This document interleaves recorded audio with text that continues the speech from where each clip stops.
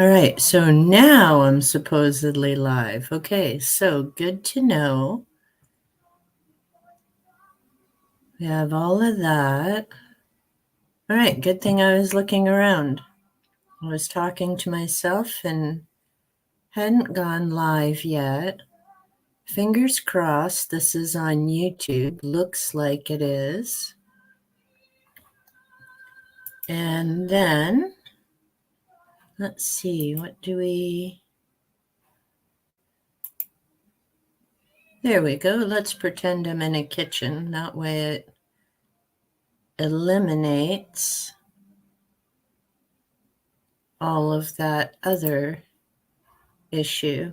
Okay, so this is kind of weird, but at least it gives me an idea. And that means tomorrow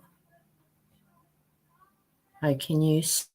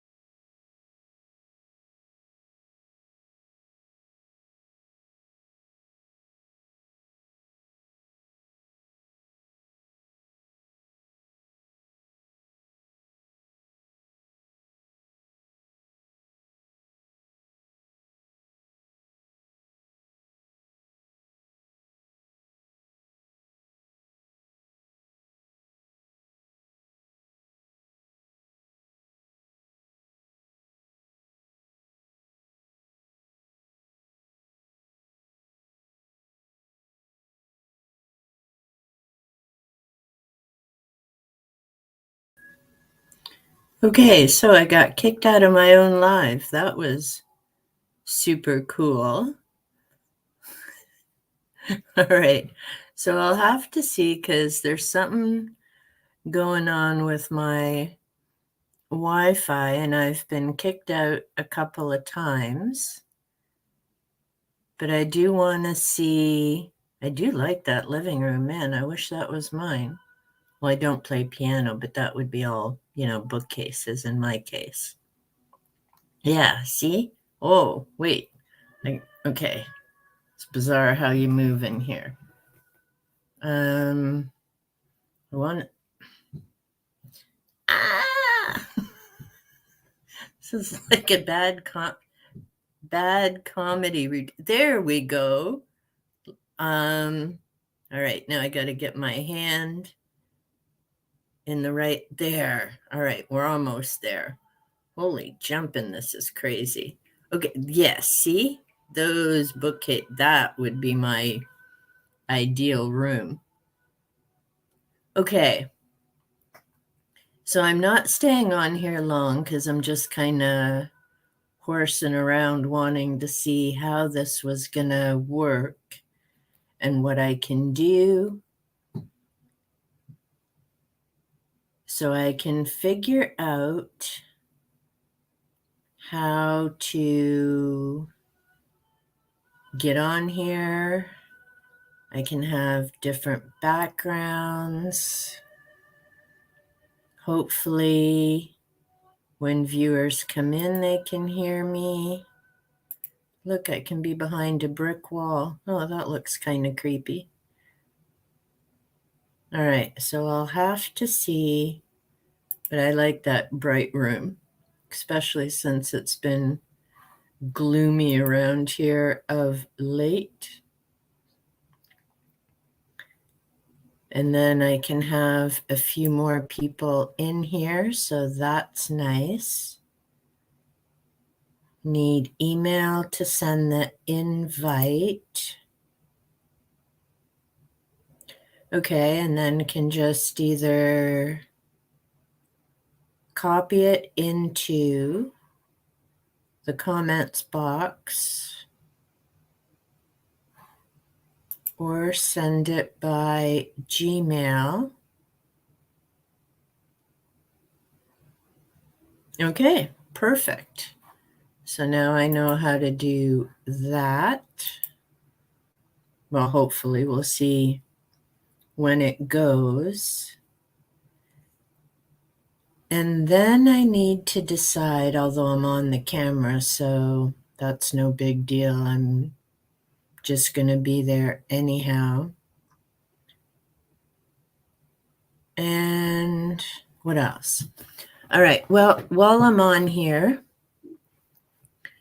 and since I may or may not get a video edited today, I'm just going to talk about, I have to get over here at the moment. Okay. So I finally, see, maybe I don't want a background. We'll go to none. All right, here we are. That may work better for this portion. Okay. And again, I got to figure out how to set. Here we go. All right. This is, whoopsie. Can you, there we go. A brief guide to the supernatural, ghosts, vampires, and the paranormal. This is by Dr. Leo Rookby. I think that's how you say his name. And I have to be honest, I have never been so happy to finish a book in a very long time. I've read through it. I guess this was time number 3. As you can see, there are a number of highlight. I used my sticky tabs to mark the pages where there's different quotes that I want to mention. And I'll do a more in-depth look at this book down the road. Whoops. Love those allergy dry coughs. I'll be doing an in-depth look at this book down the road, but what I will say is if you're interested in the supernatural, thinking that this book is going to give you some information, it isn't going to give you very much. It'll definitely be a starting ground, but the fact that in terms of poltergeist, I think he has all of, hey, JP, how you doing? I'm just fooling around on Streamyard to see if this is going to start working for my live streams on Friday. And I figured while I'm kind of up and fooling around, I'll talk about this book, The Supernatural, that I finally finished. And I started with this one because I knew that he'd have a section about the Fox sisters. And I have, I think, 4 or 5 other books that I need to get into. Hey, Timothy, how you doing? Yeah, I'm hoping that it will be a bit fancier and I can do some different things during the live streams now. StreamYard JP is a way to put out your live streams before, although I can see I need my other glasses because you can see the screen reflecting off them. But what I had been using was just through YouTube, and you can use your webcam and microphone through them, and it's just basically you doing your thing. They may have some fancier things, but I didn't really kind of go into it. I was just trying to figure out how to do live streaming to begin with. And then I'd seen more and more people using StreamYard, and I follow Nick Nimmons. He's got a great channel on, how to make your videos and grow your channel and a lot of different tips and things. And he uses StreamYard to do his videos. And there's a lot of different things you can do. And some of the channels that I go to also use, allergies and end up with the cough and that. Other channels that I go to have also used StreamYard, so it's kind of cool because you can invite guests in to speak with you, and that's something I'm looking forward to, so then somebody else can talk for a little bit of the stream, but you can have both guests up together, you can show different clips. So if I want to, say, for example, and I have to it's just weird figuring out which way I have to move to get in the screen, but I'll figure it out. But so, for example, if there's some other stuff that I want to talk about with the book, The Supernatural, then I can bring up a clip from when I've done that in the past. Or, for example, Bellwether is going to come up in a number of different episodes because, and I love the way that she set it up, that at the start of each chapter, she talks about different trends. So when I get to my episode about, say, Ouija boards, for example, that came up in my occult project video, I could, as I'm talking about that on the Hoax Holy Grail episode, I could show a clip from what I thought about Ouija boards back in 1982. I can share a clip from when I covered Bellwether and the way, and I can't think of her name now, but the way that author covered the topic and what she said in terms of fads. So there's a lot of really cool things that I can do with it, provided it continues to keep working. Because when I started, just a few minutes ago, I ended up getting kicked out of my own live stream, and the Wi-Fi kicked in, kicked out. So, I mean, like anything with technical stuff, it's going to glitch in and out, and that's okay. I've just got to breathe my way through it. And I mean, I've seen other people who have been doing YouTube a lot longer than I have, and they run into the same problems and glitches. So it's just, I've got to figure out how to go with the flow and not panic and all of that kind of stuff. So I wasn't really planning on being on long today. I was just kind of coming in to horse around to see what I can do with backgrounds, want to find out. And now I can see that where the comments show up, and it's great. They're nice and big, so I can read them. No problem. I can set up a background if I want to. I'll have to figure out because, and I'm just, if I keep looking down, because I have different options that I can change my settings. I can do a presentation, and that's where I can bring up either video files. Wonder what share screen is. So if I cut out, I'll apologize now as I'm clicking and fooling around here, but okay. So you need 2 monitors for share screen, which I don't have, but that's good to know. But I can do a slide presentation. I can upload a video file. So there'll be a lot of neat things that I can do. The other nice thing with Streamyard is, one, they have a YouTube channel. So I'll definitely be checking them out to learn more about what to do and the flow and everything. This is now connected to my YouTube channel, so that's cool. I can do different things with that, but I can also record my videos in StreamYard, and that'll be neat. I haven't got a spooky background yet, but I'll have to see if I can figure that out, JP, and that's some of the stuff that I'm going to have to learn about. StreamYard currently gives me 2 options for virtual backgrounds. I can either look like I'm in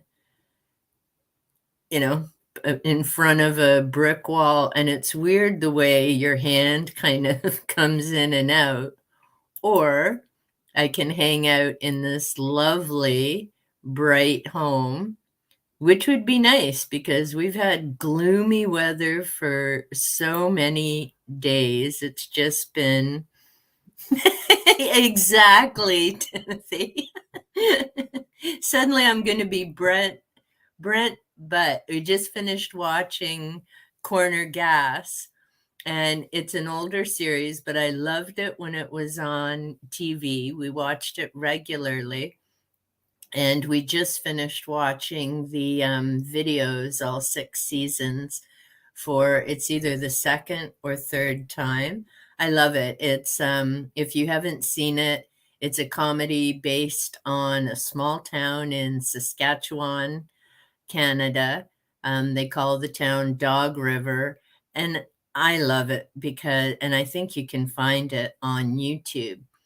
And I enjoy it. There's no swearing, there's no blood, high drama. It's just a small town, great people, and lighthearted jokes, and something to just, with everything else going on in the world, both personally and just globally.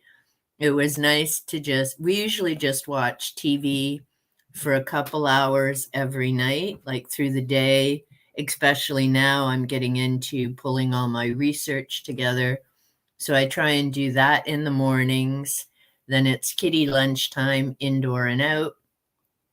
In the afternoons, I'm usually reading or doing something else around the house. And then in the evenings, we just watch TV for rarely more than 2 hours, which is crazy. When I was growing up, it would be like, the soaps aren't on and this and that. And now we barely watch any TV, and it really isn't TV. It's usually we have the DVDs or Blu-rays, so we watch movies and different series that we've purchased over the years. Because I haven't really found much worth watching. We haven't had cable in oh, over 15. It's been at least 15, if not longer, years since we got rid of cable. Mostly because, yes, you get hundreds of channels and all of that kind of stuff, and I do miss the sci-fi channel and the comedy channel, which is what Corner Gas was on. But there were so many channels we never watched, or the channels, there's so many duplicates. It's like, why do you have separate channels? You're all showing the same thing. And then it got into you had to get this package to get those channels or this package, and you were just getting nickeled and dimed. Sadly, it's a lot like streaming. I get that some of them are only under $5 or $10 a month, but to get the different shows that you want, you need at least 5 different streamings. Exactly, JP. So many channels and nothing to watch. But so streaming, all we have is Prime. We used to have Netflix years ago, and they had some good shows. But again, it was the same as cable, tons and tons of things that we didn't watch. And so I can't say money was well wasted, but see, I've heard of Hulu, Timothy, and I think there was a series. Yeah, but I mean, everyone enjoys watching different things, so you don't have to hate to admit looking forward to something.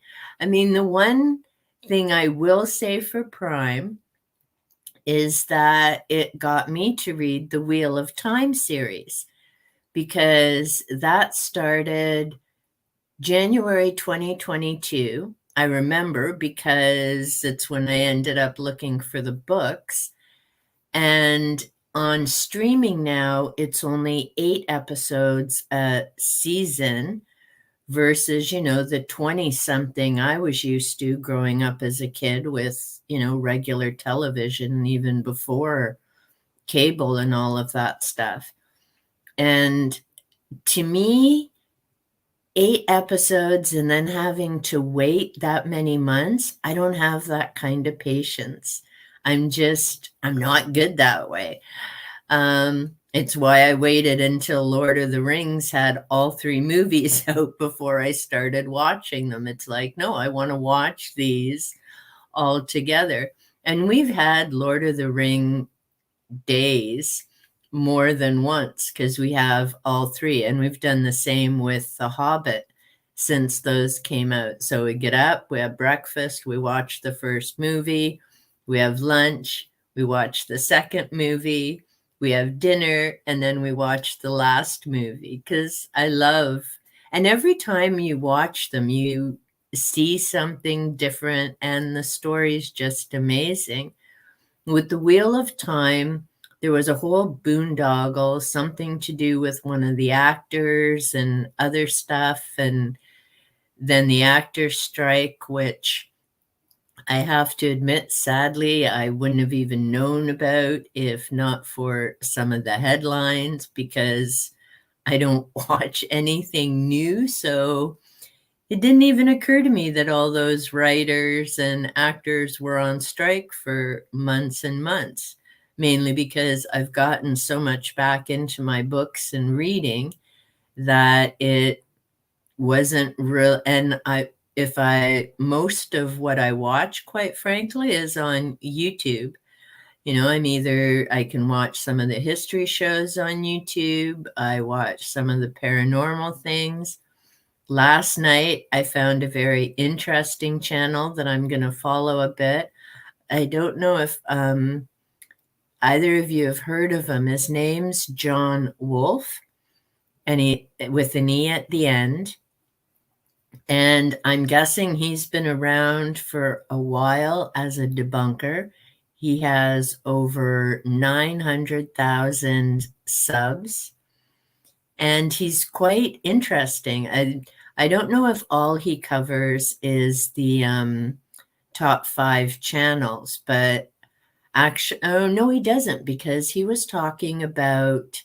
Oh, okay, you have heard of him, Timothy. Yeah, he was just recommended as I was looking around for something to watch last night. I hadn't heard of him before, but I did enjoy. I mean, he's a bit sarcastic, but nowhere near the shape. And like Dan, he goes through and he speaks logically about, why this doesn't make sense or why this is fake. And what I really appreciate with him is his stressing people need to stop and think about what they're watching, and he explains without necessarily going through all the editing and tips and tricks of why some of these videos that people are believing as real don't make sense. And it comes down to the simple reaction of people. The one clip I had seen, sorry, I got an itchy nose. One clip I had seen, and I'm pretty sure Dan's covered it as well.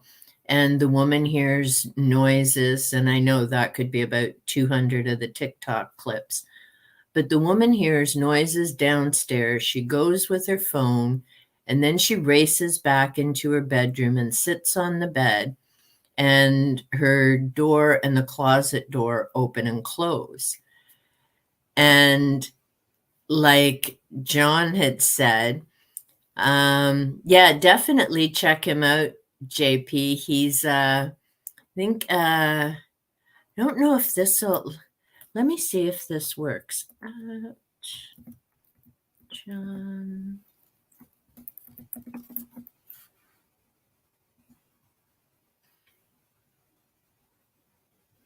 I think that's the way you spell his name. I don't know if that link will work or not. Again, it's one of those still figuring things out in Streamyard. But he was quite funny and enjoyable, honestly. And I liked the way that, use common sense, think about it. And like he said, this particular clip, he wasn't going through it in terms of, cuts or editing or was there someone in the closet. Common sense should tell you if you hear that much thumping and banging in your house, would you A, grab your phone and go start recording it, or B, call the police because there's someone in your house? And he's right. I mean, it's not like this person was out doing a paranormal investigation. They were in their home and there's all these thumps and bangs, and then they're sitting in their bedroom on the bed. And this guy's, John, also said, would you really just run into your bedroom, slam the door to let the intruder know where you are? So I really like the way he encourages viewers to think about what you're watching. Is this something realistic? There was another clip, and it was about 2 police officers going to check something out. I tend to agree with them. It was probably actors, not real police, because like he said, their reactions, their responses were definitely not like what would happen in that situation. There were sounds of footsteps behind the one, and rather than going to go check and see what's going on, he just decides there's nothing there. They decide the house is all clear and they leave. That's not how it works in the real world. Maybe on YouTube, but or TikTok or whatever, you know. Exactly, JP, and this is what I mean, I'm not saying I haven't been conned or taken in by a few channels myself. But when you start, and I'm just grateful that I haven't lost money because I don't have money to, get all these memberships and stuff. And although I do feel bad sometimes because there are a few channels like Dan's and a few others that I would gladly, Dead Cold, I would gladly get memberships if I could, but I need things to change a little bit in my life before I can start doing that. And it blows my mind how much money some people spend and they have no idea that they're being conned. I mean, there's some legitimate channels out there that get support, and that's a great thing. Like Doof Doof Paranormal, she now has memberships. So I think it's great that those are available for folks. But it makes me sad that you have these grifters like Lee, who I guess is taking Vlad on the road. I don't know. When I was looking into different about pages, I noticed his description has now changed that he and Vlad are going to be touring around Britain. Don't know how that's going to go, but I guess people have seen enough of his bedroom for a while, and that just creeps me out. I don't know why you would have CCTV in your bedroom, or how you could sleep. But maybe it's just creeping me out because I'm getting ready to start reading 1984 and do a comparison to 2024. Because don't get me wrong, Big Brother is definitely here and around, and it kind of makes me chuckle that people freak out about these apps on your phone. I'm probably even looking in the wrong direction because my phone's that away. But, people freak out about these spirit box apps and location and all of this stuff. And I'm like, seriously? You're holding a locator in your hand. Most of you have your location turned on anyways, because to find your phone if it's lost, you have to have that option on. I, on the other hand, have it turned off because I'm not worried about losing it, and I don't want my location always known. And I'm willing to bet even with it off, if someone wanted to find you bad enough, they could. So I don't know why people worry about these spirit apps and all that kind of stuff, but that's just me. But yeah, so because I've gotten off track again because that hardly ever happens. I was definitely happy to, see, now I got to go back to the other background so you can see the book. And I don't know, I'm guessing you can still see me even though I have this other window open. But yeah, the supernatural, it's a great starting point. I'll give it that. It's written by, and this cracks me up. This author has a PhD from King's College, London, England. We have a King's College here, but ours here is social work. And his PhD is on modern witchcraft and magic. That makes me laugh because, and I don't mean this in an offensive way, but how does a muggle get a doctorate in witchcraft? I mean, we have authors out there like Starhawk, Scott Cunningham, Gerald Gardner started things off in Britain. We have Raymond Buckland. We have Adaine McCoy.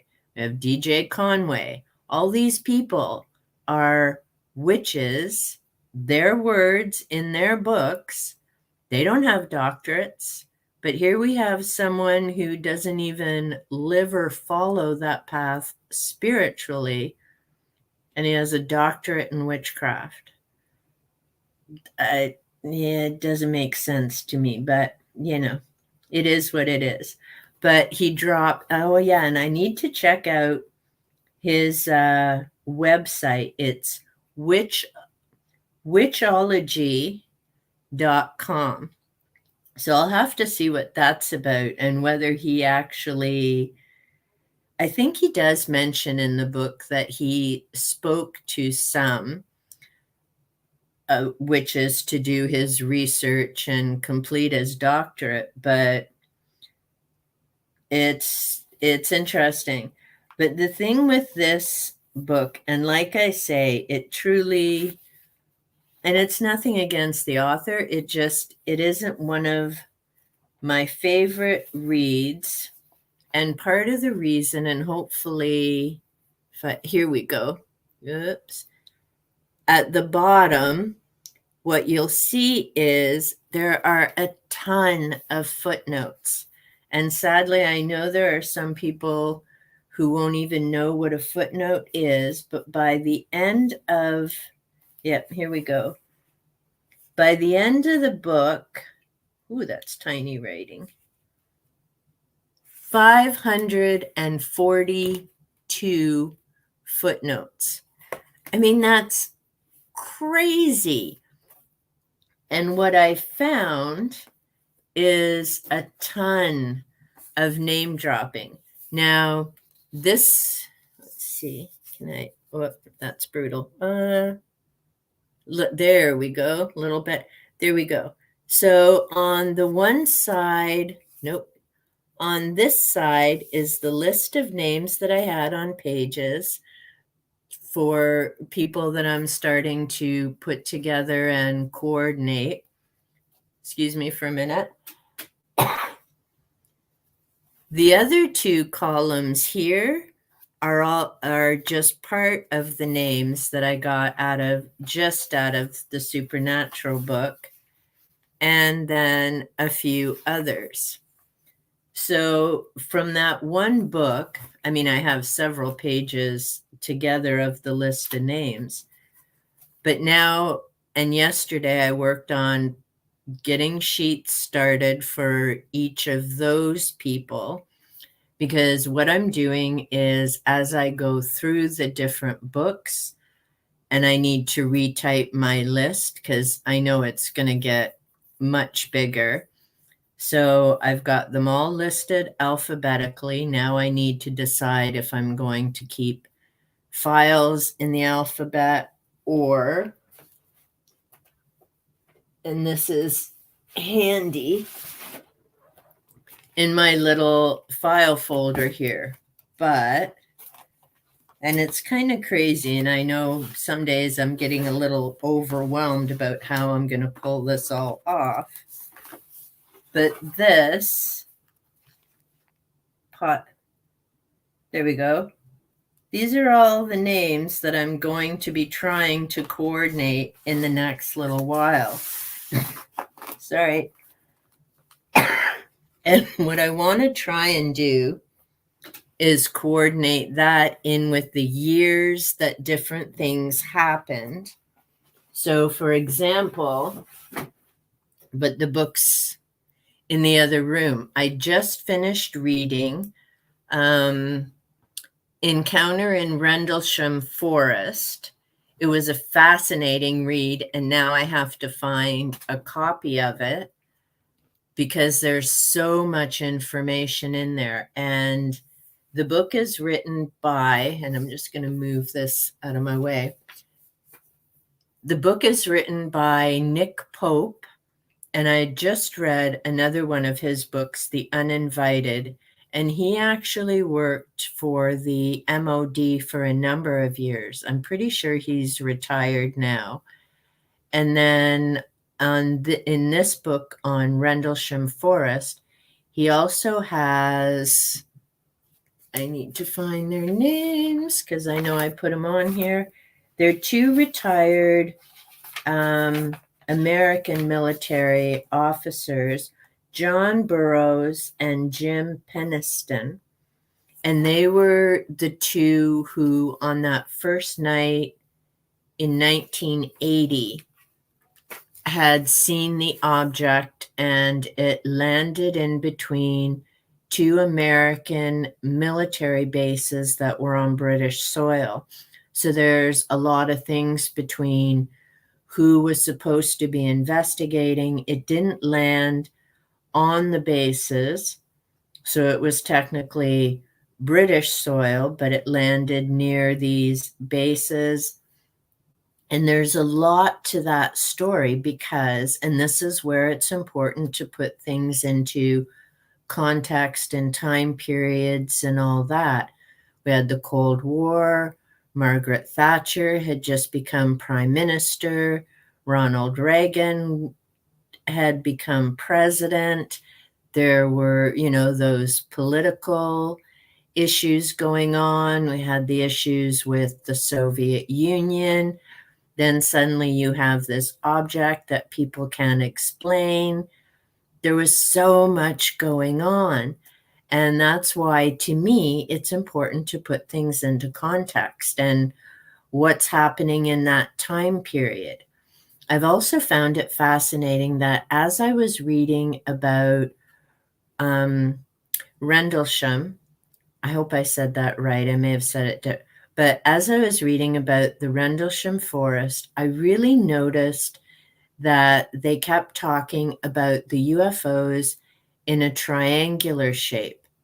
And yet way back during the Roswell time, so in the 1940s, 50s, they were more saucer cigar shaped. So now what I want to do is try and narrow down when, and equally important, why are those shapes changing? In other words, and I get there are things that are misidentified. I'm a perfect example with my videos of what I thought was a meteor. Thanks to Enzo, I found out, no, it wasn't. It was just a plane. Had to do with the curvature of the earth, the time of day, the sunlight shining on, what do you call them? Contrails, I think is the correct term for what comes from the plains. So, I mean, there's so many different things that come up. And I know from reading Timothy Ferris, although I have to finish his book, Seeing in the Dark, and it was mentioned in, I think it was actually one of the videos that I've been checking out in terms of new astronomy discoveries coming up, is that because of all this light pollution, so for people like myself who live in the city, there are people who don't even know what a star is. And until a power outage, and that's the example that Ferris mentions in his book years ago in Los Angeles, when the power went out, people were freaking out because they could see all these lights in the sky. They had no idea what they were.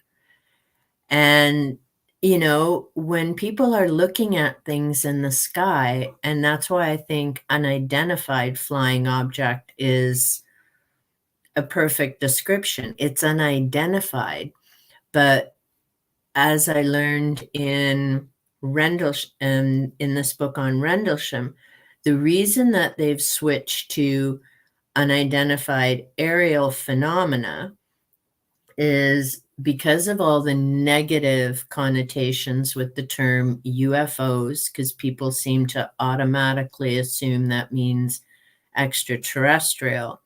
So to try and eliminate some of that, they've switched to the term UAP. Now, it won't take long before that gets switched as well, but at least now it makes a little more sense. Why did they switch that terminology? So, yeah, I'm trying to figure out how to pull this all together, and I'm still trying to decide what my next episode, because the Occult Project video I made was pretty much the start of Hoax or Holy Grail. And now I have to decide, am I going to go through section by section and do episode 1 as extrasensory perception? But then I've got about 20 books to get through in terms of that. Whether I want to start with the Fox sisters and spiritualism, but I have 5 more books to get through on that and check a few things out on the web. So the series is coming. It's just going to take a bit more than I initially planned. And some of it I might even just do because I can always correct and update, which I intend to do, because the information that I'll be presenting will be based on either my own experiences, what I've read, what I've researched, but there's so much more out there. And I'm really hoping that with that series in particular, I always enjoy and appreciate comments on any of the videos. But with the Hoax and Holy Grail, I'm hoping that if people have other sources, they've got more up-to-date information, then they'll share that below the video, because we're always learning new things. For example, I need to go and make a correction on my one video about J.B. Rhine, because as I was reading, may have actually been the Supernatural book, his experiments were done in the 1930s, not the 1920s, like I first thought. So I need to go back and correct that. Yes, I have my coffee, and I need to somehow put an S on there because I have more than one cat, indoor and outdoor. So I definitely have things coming up and planned for the future. Oh, and JP, good news. It does look like we're going to get coverage for our flooded basement. Hallelujah. And partly why I didn't have a video up yesterday. We had the adjuster here. And then, just a sec. Man, I'll be glad when these allergies are done. Except they're seasonal and it's mild here, so they're still acting up.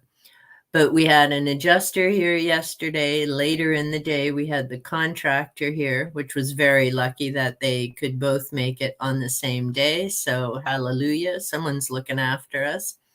And yeah, we're going to have to replace not 1, but 2 floors, and not 1, but 2 walls and a ceiling. So it's going to be a bit of a bigger job than we had hoped, but we're lucky. Other than that, we didn't lose like any chairs or anything, because the room that got flooded, yeah, it was a quick thaw. So what happened is, along where we have our sidewalk, unfortunately, there's a bit of a gap between the house and the concrete, which is where the water got in. And because our temperature, we had a bunch of snow, which is normal for southwestern Ontario, or should be. We've got green grass again. But so what happened is, we had all that snow there. Then it suddenly started raining, lots of rain, and got mild. And of course, with the melting snow and all the rain, it gushed in down the wall. And in a way, it's thankful my husband had like some wood and then the floor. But what happened is, the water went through and into the next room. So when he got up at 4 o'clock on the Friday morning, he realized there shouldn't be water at the bottom of the stairs. Panther and Tiki are like, whoa, look, swimming pool. So he spent all of Friday with the shop vac, trying to get that all sucked up and soaked up and taking pictures and tearing up the floor and all of that kind of stuff. So now we wait and see what the insurance company decides in terms of money, and we go from there. And sadly, part of what we can't do is repair the outside. We'll have to wait till the spring and dry weather because my husband's going to put a sealant between the house and the sidewalk. So it's going to be a bit more work. And well, I guess the upside is that used to be my treatment room, but I closed my business a few years ago. So I haven't had to tell clients, sorry, I can't see you because my room's flooded, and it'll be a month or so before I can be up and open again. So I guess the universe just let me know, hallelujah, that you're doing YouTube now instead, and you can do that in your writing room. You can do that in your living room. May even do it outside some days. We'll have to wait and see. But so now that that part's taken care of, and I need to get back to getting my different notes and things done.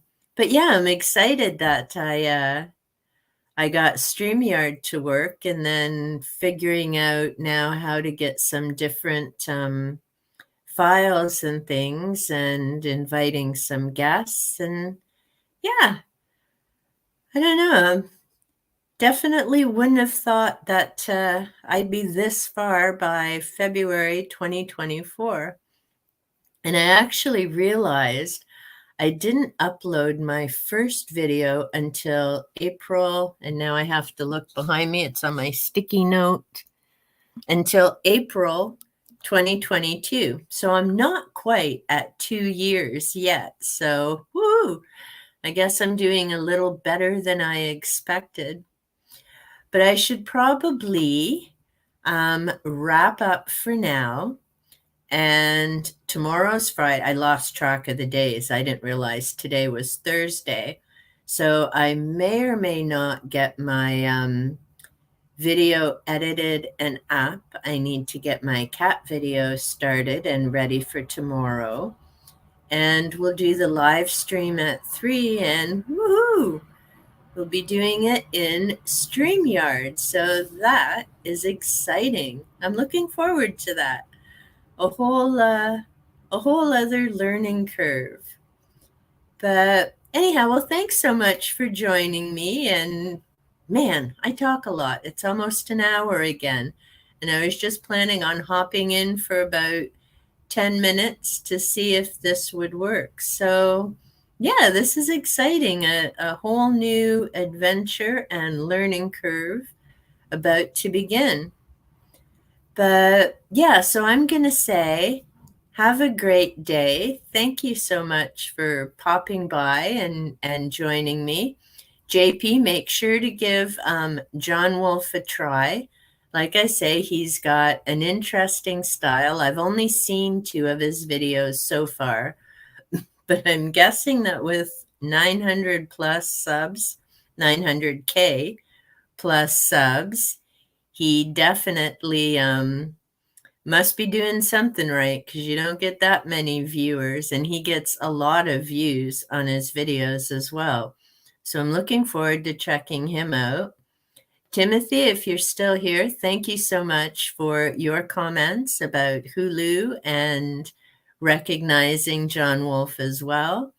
As always, I appreciate your time, and for everyone who's hanging out or doing the rewatch, thank you so much, and I will definitely be chatting with you tomorrow afternoon.